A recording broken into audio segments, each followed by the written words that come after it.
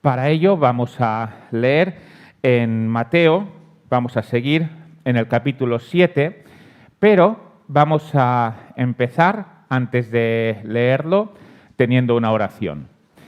Así que vamos a orar. Padre, te damos gracias porque siempre estás con nosotros.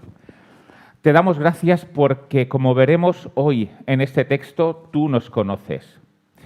Y además de conocernos, nos amas y nos dices cómo hablar. Así que guíanos a entenderte, danos fuerzas para cumplir esto y te damos muchas gracias por el gran amor que tú siempre demuestras. En el nombre de tu Hijo. Amén. Muy bien, pues vamos a leer en Mateo, en el capítulo 7, y empezaremos en el versículo 7. Mateo, capítulo 7, y empezaremos en el versículo 7. Aquí dice, no juzguéis, disculpadme, en el versículo 1, versículos 1 y 2. No juzguéis para que no seáis juzgados, porque con el juicio con que juzgáis seréis juzgados, y con la medida con que medís os será medido. ¿A qué se refiere aquí Mateo cuando dice no juzguéis? Con este no juzgar. Al principio, lo que nos viene a la mente es el hecho de un veredicto judicial, ¿verdad? Es casi como si aparentemente estuviera diciendo, mira, los cristianos que no se dediquen a ser jueces, porque un juez tiene que juzgar y aquí Jesús está mandando que no juzguemos. Pero si nos fijamos en el texto, vemos que no está hablando de esto, no está hablando de que un cristiano no pueda ser juez, sino que de lo que está hablando es del hecho de opinar mal sobre los demás. Está hablando del hecho de criticar a los demás. ¿Y cómo vemos de que aquí Mateo se está refiriendo a esto? Pues si vamos al versículo 4, lo que nos dice es que el que está juzgando, lo que está haciendo es ver una paja en el ojo de otra persona.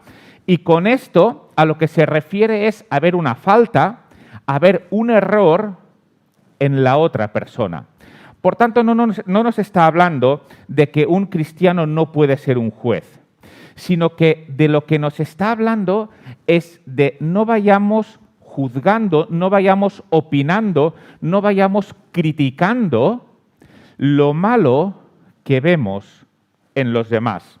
Esto es lo que nos está diciendo aquí. No te dediques a mirar a los demás y a ver cuál es su fallo para criticarle. Y cuando el texto dice, mira, no hagas esto, pero no lo hagas para que tú no seas juzgado. Y aquí nos entra una pregunta, ¿verdad? Lo que podemos preguntarnos es, muy bien, no debo de hacer esto para no ser juzgado ¿por quién? ¿Para no ser juzgado por Dios o para no ser juzgado por las demás personas? Porque ambas opciones el texto aparentemente nos las está dando, diciendo, mira, no critiques a los demás para que ellos no te critiquen a ti. O también podría ser cierto que el texto estuviera diciendo, mira, no juzgues a los demás porque entonces Dios, el juicio que va a tener contigo, será más benévolo. Y lo que podemos pensar viendo el contexto, viendo lo que Mateo nos está diciendo hasta aquí, es esta segunda opción.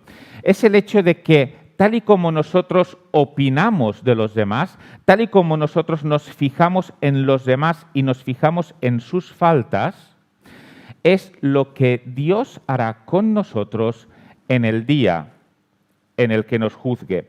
Aunque evidentemente la aplicación la podemos hacer tanto por el hecho de no seas un criticón, porque entonces te van a criticar, y vemos que realmente es así. Las personas que se dedican a criticar también reciben críticas, Pero Mateo también nos está hablando en el otro sentido, en el hecho de que tal y como tú juzgas a los demás, tal y como tú opinas de los demás, esto Dios lo tendrá en cuenta en el día del juicio. ¿Y por qué digo esto? Pues si nos vamos un capítulo antes, algo que ya hemos visto, en el capítulo 6 y en los versículos 14 y 15, aquí nos dice, porque si perdonáis a los hombres sus ofensas, os perdonará también a vosotros vuestro Padre Celestial. Mas si no perdonáis a los hombres sus ofensas, tampoco vuestro Padre Celestial os perdonará vuestras ofensas. Por tanto, aquí Mateo está estableciendo una relación en cómo nosotros actuamos con los demás, y esta relación es con cómo actuará Dios con nosotros. Pero fijaros que es algo que en sí es evidente y lo que refleja es si dentro tenemos a Dios o no tenemos a Dios. Porque alguien que ha experimentado el perdón de Dios, alguien que se conoce de verdad a sí mismo y ha experimentado el perdón de Dios, ¿es alguien que puede no perdonar a los demás? En realidad es incongruente. Si uno se conoce a sí mismo y experimenta el perdón de Dios, lo que hace es perdonar a los demás, porque sabe cuánto Dios le ha perdonado a él. Por tanto, lo que nos está diciendo aquí Mateo en el capítulo 6 es aquella persona que perdona es porque ha experimentado el perdón. Y en nuestro texto, en el texto que estamos viendo en el capítulo 7, también existe una relación. Aquel que va criticando a los demás es alguien que no se ha mirado a sí mismo, tal y como Dios dice que tenemos que mirarnos. Y esto lo veremos más adelante. Pero también hay otro apoyo al hecho de decir que no juzguemos para que no seamos juzgados por Dios, y es en lo que nos dice Pablo en Romanos, en el capítulo 2 y en el versículo 1, os lo leo yo ahora, donde dice, por lo cual no tienes excusa, oh hombre, quien quiera que seas tú que juzgas, pues al juzgar a otro, a ti mismo te condenas, porque tú que juzgas practicas las mismas cosas. Es decir, aquel que juzga, aquel que opina, aquel que critica, en realidad lo que está haciendo es que eso que hace le recaiga sobre él mismo. ¿Por qué? Porque tú que juzgas practicas las mismas cosas. Y el texto de Pablo nos habla de condenación. Por tanto, no de una crítica entre nosotros, sino que nos habla de lo que Dios tendrá en cuenta en el día del juicio. Así que el llamamiento a no juzgar es un llamamiento a no criticar, a no estar opinando sobre lo malo de los demás, a que no estemos viendo a cada momento los defectos de los demás para ponerlos a la vista. Pero fijaros que este mandamiento, según este texto, tiene sus matices. Este mandamiento no es un mandamiento directo a no ver ningún defecto en los demás, porque si nos quedamos con la primera frase, no juzguéis para que no seáis juzgados, podemos pensar que Jesús está diciendo aquí, mira, lo que veas mal en los demás, cállate. Esto es lo que podemos pensar, ¿verdad? Pero el texto no está diciéndonos esto. No está diciendo que nos callemos delante de las cosas que los demás tienen que corregir. Y lo vemos a partir del versículo 3. Aquí nos dice, ¿y por qué miras la paja que está en el ojo de tu hermano y no echas de ver la viga que está en tu propio ojo? ¿O cómo dirás a tu hermano, déjame sacar la paja de tu ojo y he aquí la viga en el ojo del tuyo? Hipócrita, saca primero la viga de tu propio ojo y entonces verás bien para sacar la paja del ojo de tu hermano. Vamos a ver esto poco a poco. En primer lugar, la situación que nos muestra aquí Jesús es una situación que hasta parece cómica, ¿verdad? Porque está comparando una paja, una astilla que alguien tiene en el ojo, y creo que todos hemos experimentado esto alguna vez, es algo pequeñito que se te mete en el ojo y es muy molesto, y esto es muy real. Por tanto, aquí Jesús nos está hablando de una situación real. Pero fijémonos lo que tiene el otro. Lo que tiene el otro en el ojo, lo que tiene el que intenta ayudar, es una viga. Es un tronco grande. ¿Alguien puede tener un tronco grande dentro del ojo? Es imposible, ¿verdad? Una astillita se te puede meter, pero un tronco grande dentro del ojo no se te puede meter. Y lo que Dios quiere es que veamos lo absurdo de esta situación. Lo que Dios quiere es que veamos una pajita que se te puede meter en el ojo respecto a un tronco y digamos, ¿cómo puede ser que el que tiene el tronco intenta sacar la pajita que tiene el otro en el ojo? ¿Cómo puede ser esto? Hasta es cómico, ¿verdad? Pero aunque nos pueda parecer cómico, todos sabemos lo real que es. Todos sabemos cuántas veces, por desgracia, esto es así. Y Jesús quiere que veamos físicamente una pajita y un tronco grande y digamos, jamás el que tiene el tronco puede intentar ayudar al que tiene la pajita. Muy bien. Pues esto ocurre en vuestras relaciones. Esto ocurre en cómo os comportáis con los demás y no tiene que ser así. Porque si bien es cierto que alguien no puede tener un tronco grande en un ojo, es imposible, lo que sí es cierto es que teniendo defectos muy grandes, pretendemos ayudar al que tiene defectos muy pequeños, ¿verdad? Esto sí que nos ocurre. Y Jesús dice, la ironía, la comparación es la misma que la paja, que la astillita con el tronco. ¿Verdad que lo primero lo encuentras absurdo? Pues lo segundo, el hecho de tener defectos grandes e intentar criticar o ayudar al que los tiene más pequeños, es igual de absurdo. Por lo tanto, Jesús quiere que veamos esta comparación y quiere que nos demos cuenta de que con defectos grandes no podemos pretender ir de maestros sobre los que tienen defectos más pequeños.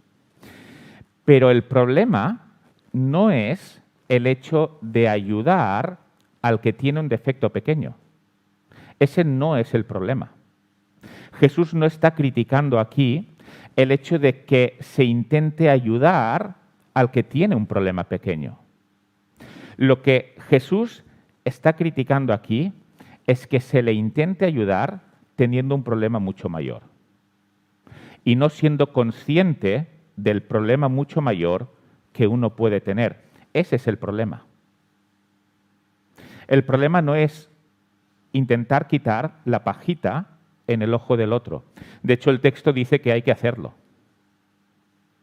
El problema es hacerlo cuando uno tiene una viga, un tronco, en el ojo propio.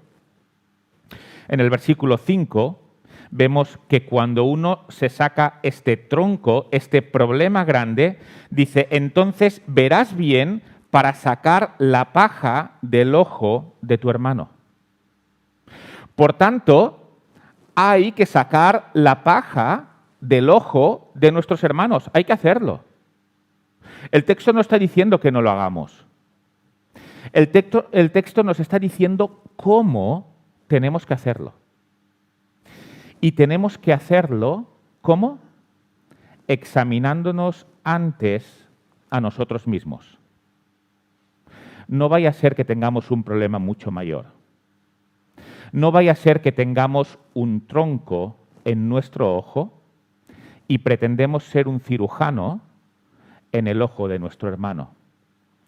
Fijémonos que Pablo y en general el Nuevo Testamento, pero Pablo concretamente en Gálatas, en el capítulo 6 y en el versículo 1, nos dice: hermanos, aun si alguno es sorprendido en alguna falta, vosotros que sois espirituales, restauradle en un espíritu de mansedumbre. Por lo tanto, Pablo está en consonancia con lo que nos está diciendo aquí Jesús. Y es, si alguno tiene una falta, no tienes que ser ciego a esta falta. No tienes que decir, mira, yo no juzgo ninguna falta, por tanto no digo nada. No, esa no es la actitud. La actitud es restaurarle. La actitud es ir a ayudarle con un espíritu de mansedumbre. Fijémonos que el versículo 5 empieza con la palabra que nos define lo que está mal en esta situación. El versículo 5 empieza con la palabra hipócrita. Este es el problema real. Este es el problema que de verdad está en la situación que nos está describiendo aquí Jesús. Y si hacemos memoria, veremos que no es la primera vez que Jesús en el Sermón del Monte nos habla de esta hipocresía. En el capítulo 6, que lo vimos cuando estábamos de campamentos, en el capítulo 6 Jesús llama a las personas a no ser hipócritas. ¿En qué situación? Les llama a no ser hipócritas dando limosna, que es algo bueno. Les llama a no ser hipócritas cuando ayunan y les llama a no ser hipócritas cuando oran. ¿Por qué? Porque estaba la actitud de, al dar limosna, querer que todos te vieran. Es decir, hacerlo por el ego personal. Y la misma actitud a la hora de ayunar, porque lo que hacían era que se ponían las caras pálidas para que todo el mundo viera de que estaban ayunando y de esta forma recibían la alabanza de los demás. Y lo mismo a la hora de orar, no encerrados en sus habitaciones, tal y como Jesús dice, sino en las esquinas para ser vistos.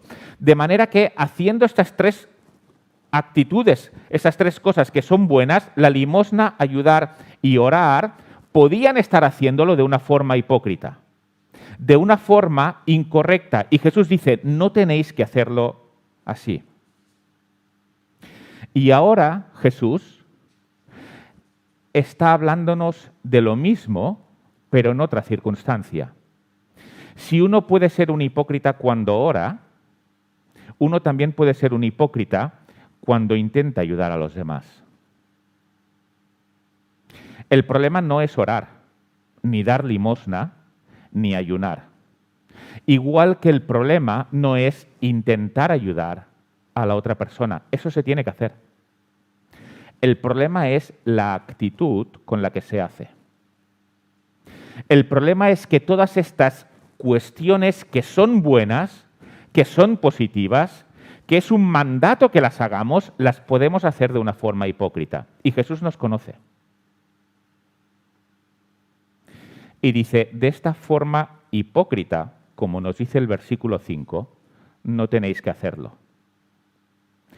Hay que orar, hay que dar limosna, hay que ayunar, hay que ayudar a quitar la paja en el ojo del hermano. Todo eso hay que hacerlo, pero de una manera que no sea hipócrita.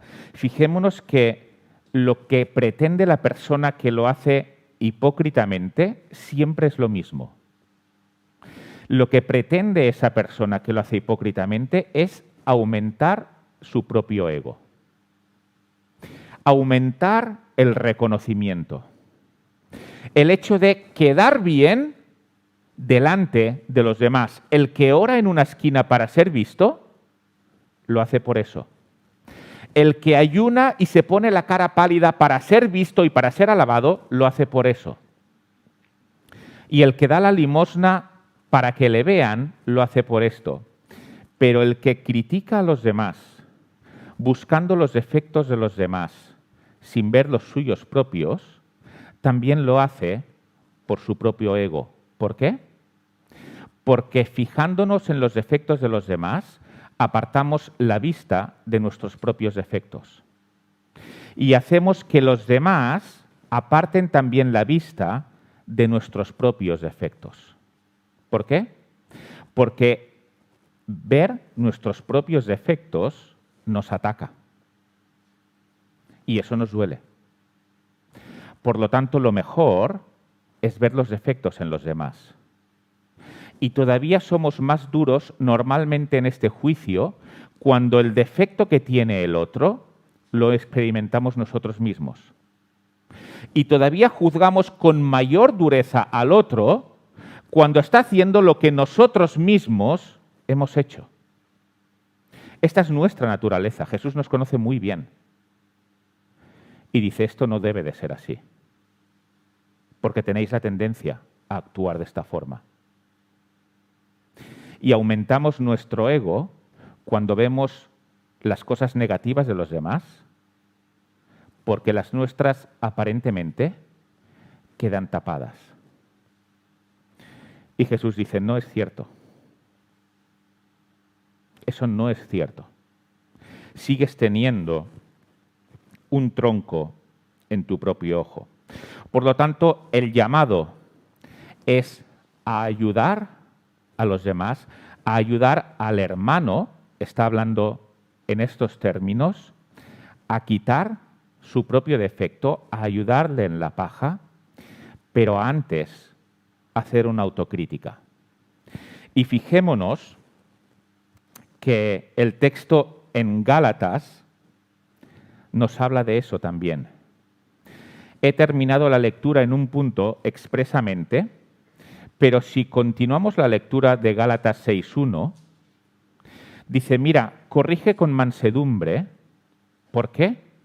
Porque tú también puedes ser tentado. Porque tú estás hecho del mismo material que está hecho tu hermano. Y tú puedes caer en el mismo error en el que está cayendo tu hermano. Por tanto, no seas duro con él.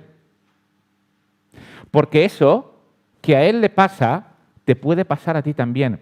Es decir, Gálatas nos habla de una conciencia que tiene que tener el que va a ayudar al hermano, una conciencia de no superioridad, una conciencia de que yo no estoy por encima, una conciencia de que somos iguales y ahora me toca a mí ayudarte, pero mañana te tocará a ti ayudarme a mí. Porque los dos somos tentados. Los dos podemos caer y por eso la forma de ayudar es con mansedumbre. Eso es lo que nos dice el texto en Gálatas que lo escribe Pablo. Paralelo perfecto con lo que está diciendo Jesús. Antes examínate y después habla con el hermano. ¿Qué diferencia de una persona que vive estos principios a la persona que no los tiene? El que no tiene estos principios tiene defectos más grandes y se coloca por encima del que tiene defectos más pequeños. El que tiene el tronco se coloca por encima del que tiene la paja. Pero el que vive según los principios de Jesús, sin tener ninguna paja, no se coloca por encima del que sí la tiene. Qué diferencia, ¿verdad? Qué diferencia lo que es vivir la realidad de lo que Cristo es a lo que es vivir la realidad que se nos enseña en la sociedad y a lo que nuestra propia carne nos lleva a vivir. Nos gusta estar por encima de los demás. Y Jesús dice, aunque estés por encima, no te coloques encima. Igual. Y ayuda. Esto es lo que estamos llamados a vivir. Y, por desgracia, esto no es algo que observemos únicamente fuera de las iglesias, sino que dentro de las iglesias tenemos este problema también y tenemos que ser sinceros y tenemos que reconocerlo. El ego nos sigue atacando a cada uno de nosotros. El ego sigue queriendo hacer estragos en el testimonio que tenemos de cara a los demás. El ego nos susurra al oído siempre para colocarnos por encima. Somos muy sensibles a los defectos de los demás. Aunque muchas veces no lo lleguemos a expresar con palabras porque sabemos que no está bien, en realidad es lo que pasa por nuestras mentes. Y un detalle se nos hace grande en nuestra mente. ¿Por qué? Porque de esta forma tapamos lo que tenemos nosotros. Depende de lo cercanos que estemos a vivir estas enseñanzas, no a conocerlas, porque estoy seguro que este texto lo hemos leído todos varias veces. Pero según lo cercanos que estemos a vivir estas enseñanzas, es que cuando veamos al hermano con una paja, en lugar de fijar nuestros ojos en esa paja, fijaremos nuestros ojos en nosotros mismos. Y le diremos, examíname, Señor, y ve si hay en mí camino de perversidad, igual que decía el salmista, antes de ir. Y si no tenemos ninguna paja y podemos ayudar al hermano, iremos con espíritu de mansedumbre.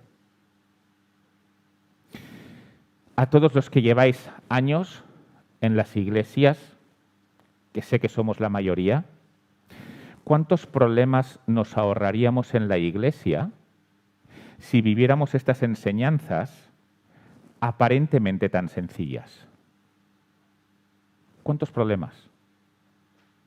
¿Cuántos problemas no son derivados precisamente de que quien controla nuestras acciones no es lo que Jesús nos enseña, sino nuestras ganas de tener la razón, nuestras ganas de prevalecer?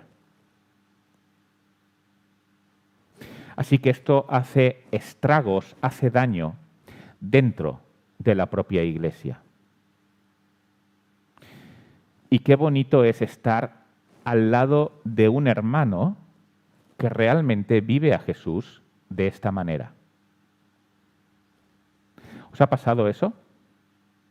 ¿Alguien que conoces? ¿Alguien que vive una vida muy correcta, pero que lo último que hace es criticar a los demás?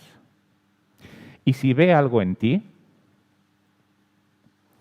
te pone aparte.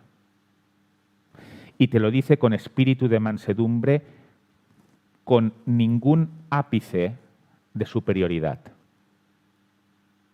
Lo que esto provoca, ¿qué es? Transformación. Estar al lado de personas así te transforma. Pero si viene otro y te juzga y te critica, lo que ocurre no es transformación. Lo que ocurre es que alimenta lo negativo que está en ti y que está en mí. Y hay conflicto. Y entonces es cuando tenemos un conflicto derivado no de las enseñanzas de Jesús, sino de nuestra propia naturaleza. Así que caminemos hacia esta madurez. Caminemos hacia esta transformación.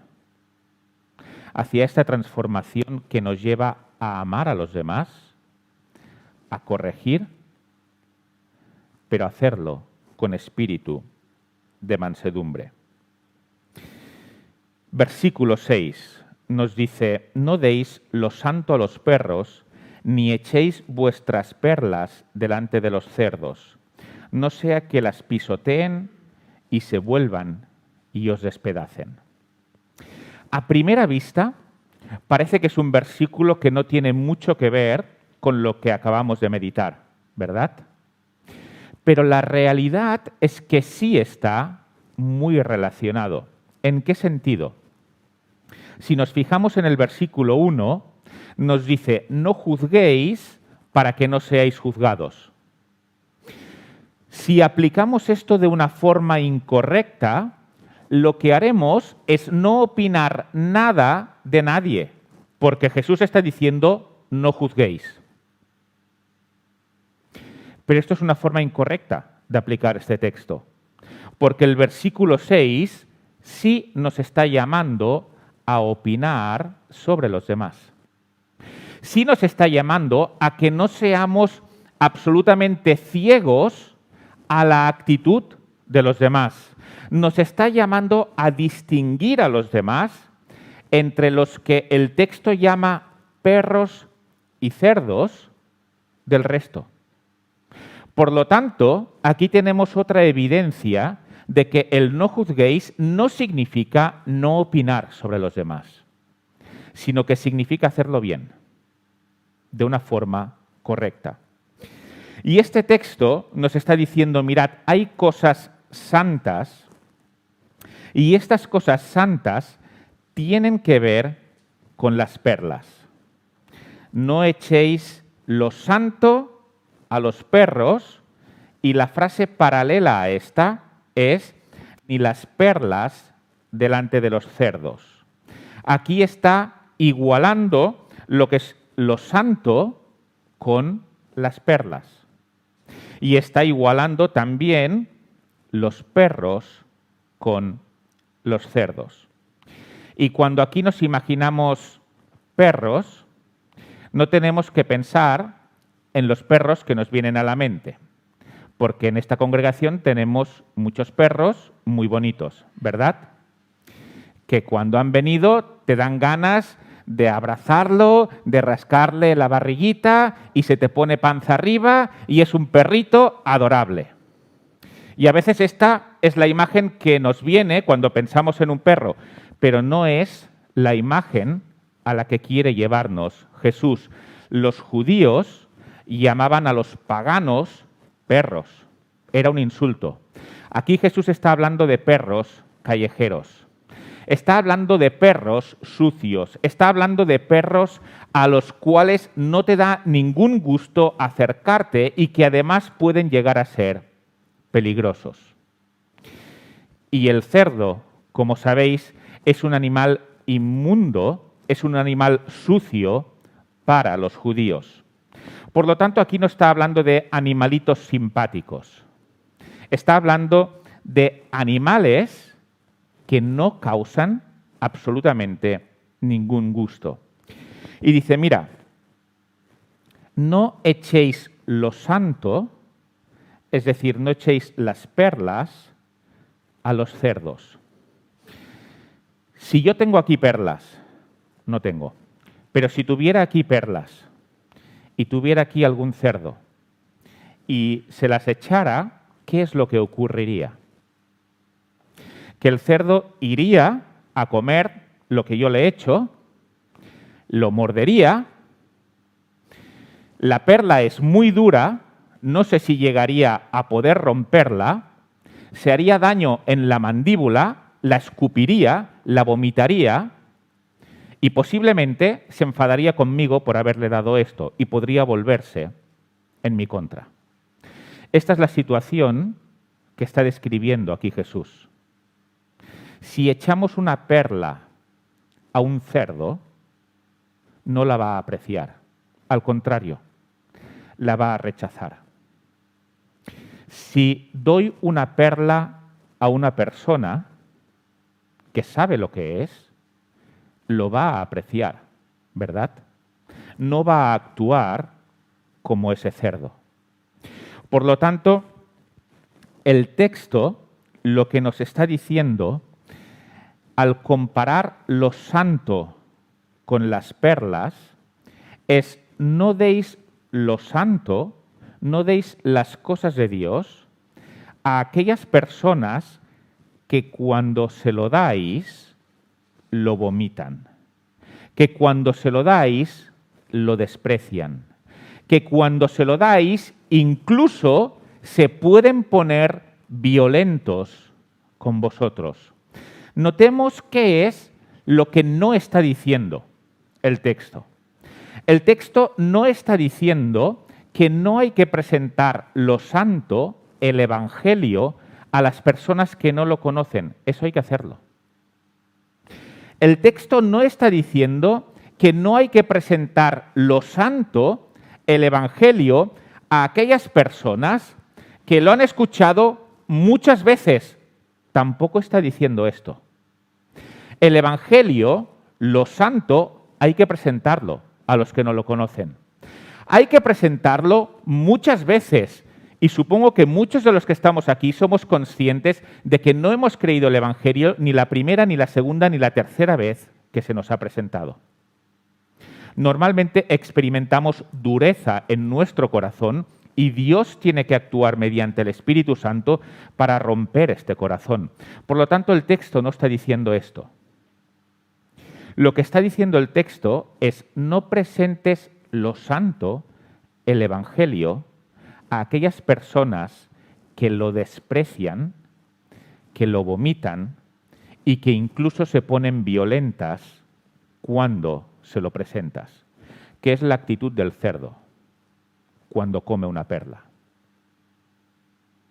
Cuando alguien te insulta, cuando le presentas el Evangelio, cuando alguien se ríe, cuando le presentas el Evangelio, cuando alguien incluso se pone violento cuando le presentas el Evangelio, no se lo presentes. El mismo Jesús, cuando manda la misión de los 70, en Lucas 10, o cuando manda la misión de los 12, les dice: mirad, en aquella casa en la que os echen, salid. Salid de ahí. Y sacudid el polvo de vuestros pies. La perla del Evangelio no es para los cerdos. Esa es la realidad. ¿Sabéis lo que nos pasa muchas veces? Nos pasa muchas veces que no somos conscientes del valor que tiene el Evangelio. De que realmente el Evangelio es una perla. El Evangelio es algo tremendamente deseable y a veces presentamos el Evangelio como si las personas nos estuvieran haciendo un favor a la hora de recibirlo. No es cierto. El Evangelio es una perla para aquel que lo recibe. No estamos pidiendo compasión a la hora de que las personas reciban el Evangelio. Les estamos ofreciendo algo valioso. Y lo valioso es para los que lo valoran, no para los que lo escupen, no para aquellos que son violentos con el Evangelio. Cuidado, porque lo que tenemos en la Biblia es algo de gran valor. Aquí Jesús lo está comparando con una perla. Y las perlas no se echan a los cerdos. Versículos del 7 al 12, y ya terminamos. Aquí dice: pedid y se os dará, buscad y hallaréis, llamad y se os abrirá. Porque todo aquel que pide recibe, y el que busca halla, y al que llama se le abrirá. ¿Qué hombre hay de vosotros que si su hijo no le pide pan, le dará una piedra? ¿O si le pide un pescado, le dará una serpiente? Pues si vosotros, siendo malos, sabéis dar buenas dádivas a vuestros hijos, ¿cuánto más vuestro Padre Celestial, que está en los cielos, dará buenas cosas a los que le piden? Así que todas las cosas que queráis que los hombres hagan con vosotros, así también haced vosotros con ellos, porque esto es la ley y los profetas. Cuando uno tiene confianza en la palabra de Dios, a veces hay textos que nos chocan. A veces hay textos a los cuales intentamos buscar la aplicación correcta porque no nos acaba de cuadrar del todo. Y a mí me ha ocurrido con ese texto, porque el texto dice, pedid y se os dará. ¿Alguno de vosotros ha pedido algo a Dios y Dios no se lo ha dado? Todos levantamos la mano, ¿verdad? Pero el texto está diciendo, pedid y se os dará. Entonces, ¿qué es lo que Jesús está intentando decirnos aquí? Porque parece que no se acaba de corresponder con lo que es la realidad. El mismo texto nos ofrece respuesta a esta pregunta. Veamos 4 características que tiene que tener esta petición que hagamos a Dios. La primera de ellas, ¿a quién pedimos? Condiciona qué es lo que podemos pedir. Si pides pan a tu padre o a tu madre, el texto, aunque ponga hombre, en griego se está refiriendo a lo que es una persona, hombre o mujer. Si pides pan a tu padre o a tu madre, ¿te lo dará? Sí, ¿verdad? Es algo bueno. Si pides cocaína a tu padre o a tu madre, ¿te lo dará? No, ¿verdad? A no ser que sea un mal padre y un camello. Pero si es un buen padre y no es un camello, no lo dará. ¿Por qué? A quien le pedimos determina qué es lo que nos dará. Y si pedimos cocaína a nuestro padre y no nos la da, está siendo bueno, no está siendo malo. Por lo tanto, a quien pidas determina lo que te va a dar. Y en este caso, el texto nos dice que estamos pidiendo a nuestro Padre Celestial. Y el versículo 11 nos dice qué es lo que debemos pedir. Buenas cosas. Esta es la primera limitación. Y ahora os hago otra pregunta. ¿Cuántas veces un no por parte de Dios, cuántas veces un no te doy esto por parte de Dios ha resultado ser una bendición? Si uno echa la vista atrás, se da cuenta de que ha pedido cosas que en realidad no hubieran sido una bendición. Pero nosotros no tenemos un conocimiento que lo abarca todo. Nosotros no tenemos un conocimiento del futuro ni de todas las personas como lo tiene Dios. Nosotros lo podíamos pedir sinceramente creyendo que eso era bueno. Sé que no le pediremos cocaína, pero podemos pedir otras cosas que serán buenas. Pero el Padre Celestial sabe lo que es bueno, mejor que nosotros. Por lo tanto, su no puede ser una tremenda bendición. ¿Por qué? Porque según el versículo 11 nos da solo buenas cosas, pero buenas cosas según su criterio, no según el nuestro. Segunda característica. Aparte de estas buenas cosas del versículo 11, porque hay muchas cosas que entrarían dentro de lo bueno, el texto nos sugiere, no que lo implique del todo, pero el texto nos sugiere además que son cosas necesarias. ¿Por qué digo esto? En el versículo 9, el hijo pide pan. no está pidiendo un skateboard, algo para pasarlo bien, está pidiendo pan para comer. En el versículo 10, el hijo pide pescado.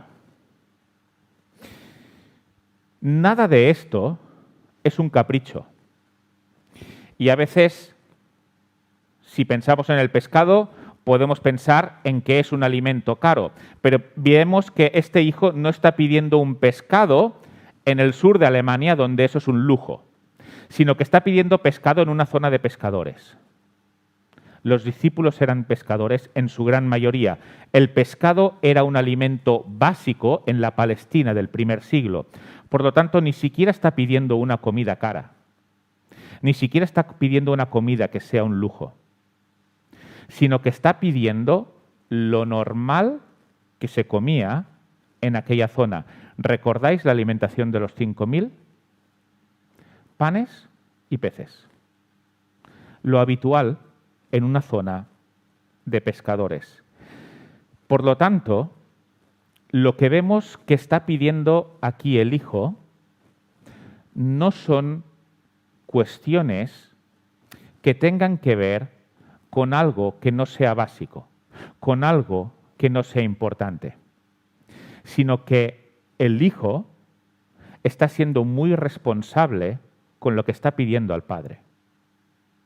Está pidiendo pan y está pidiendo pescado. Algo básico y algo común en esta zona. Luego, tercera característica. En el versículo 12, el texto nos sugiere también que hay una relación entre lo que nosotros hacemos con los demás y lo que Dios hace con nosotros.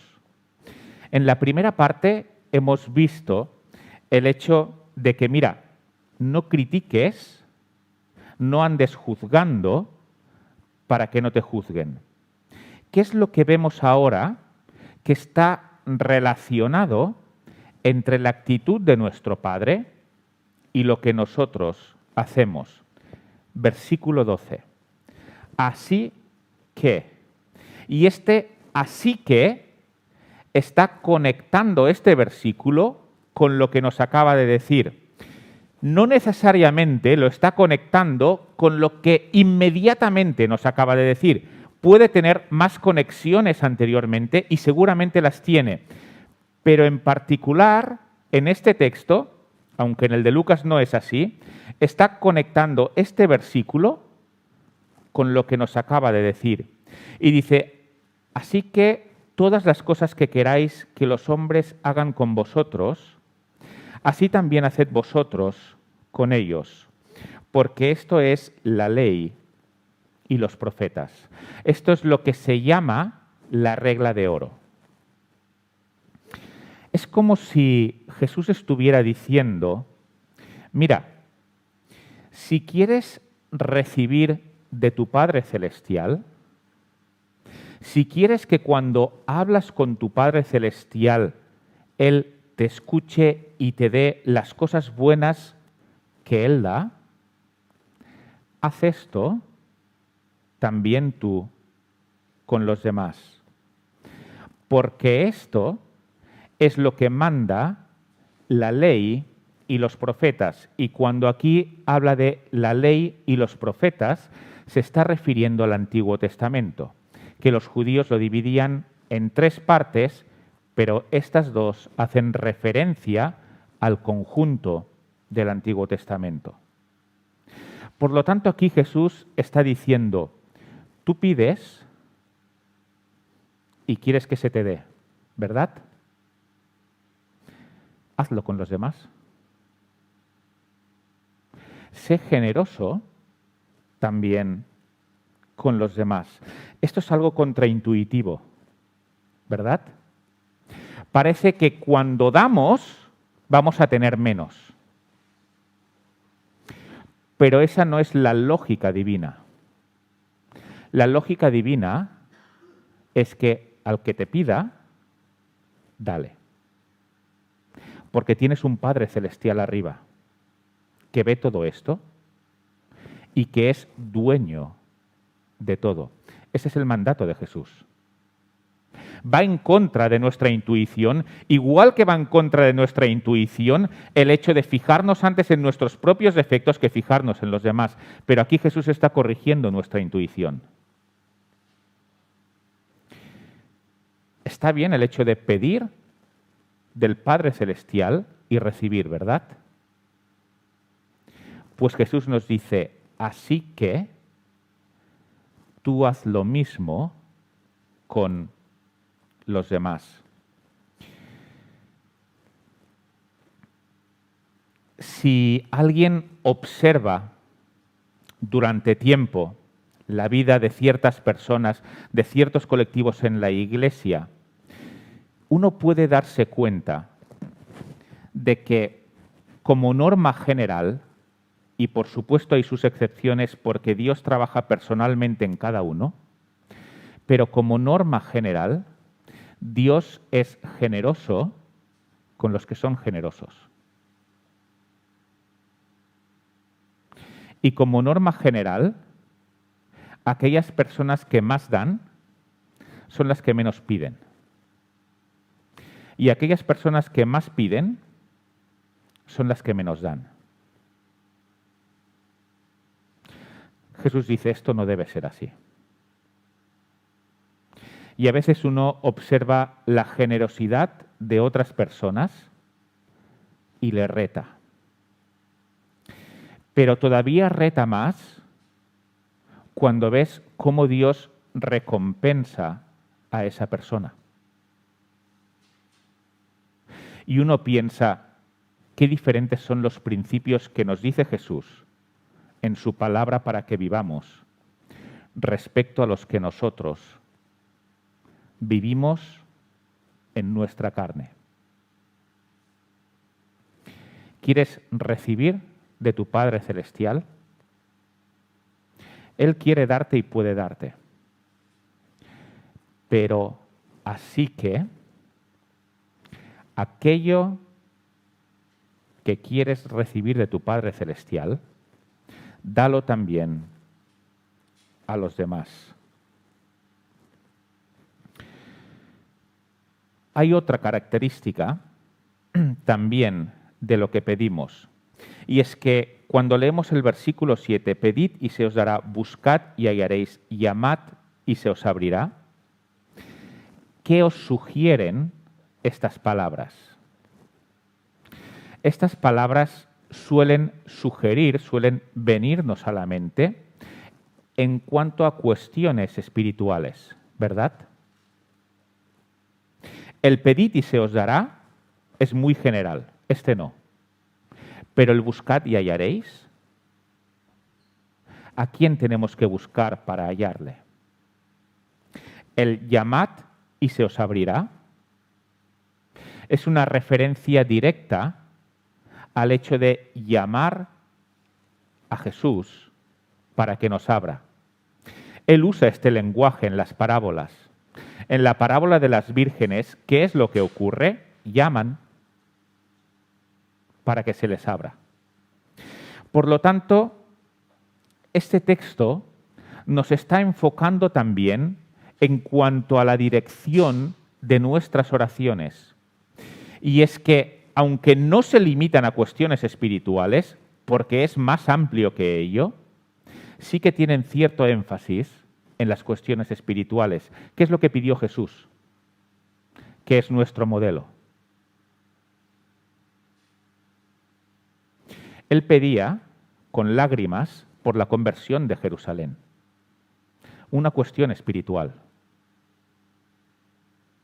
Él no pidió que las piedras se convirtieran en pan. Lo que quería era no caer en la tentación. Esos son sus principios al pedir. Principios espirituales. ¿Cómo pedimos nosotros? Porque ese texto nos lleva también a pedir según estos principios. Pedir sabiduría para entender a Dios. Pedir fuerza y la acción del Espíritu para vivir según estos principios. Que más personas llamen a su puerta y se les abra. Esto es pedir con los principios que nos está sugiriendo el texto. Hasta aquí el texto de hoy y la meditación de hoy, pero que Dios nos ayude a tener todo esto en mente. Y fijaros en lo que Jesús nos dice del último versículo, y es: ¿queréis tener un resumen de todo?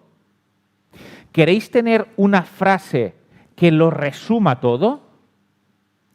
Aquello que quieres que hagan contigo, hazlo tú con los demás. Si aplicamos esta frase, la primera enseñanza sobre la viga y la astilla es redundante. Porque si yo pienso en cómo quiero que actúen conmigo, lo que no haré será ir con una viga, con un tronco en mi ojo, a sacar la astilla del otro. Este es el resumen de lo que Dios quiere que sepamos. Pues que Él nos ayude, nos guíe, nos dé fuerzas para cumplir todo esto y de esta forma más personas llamen y se les abra. Porque este es su deseo. Pues que Él nos ayude.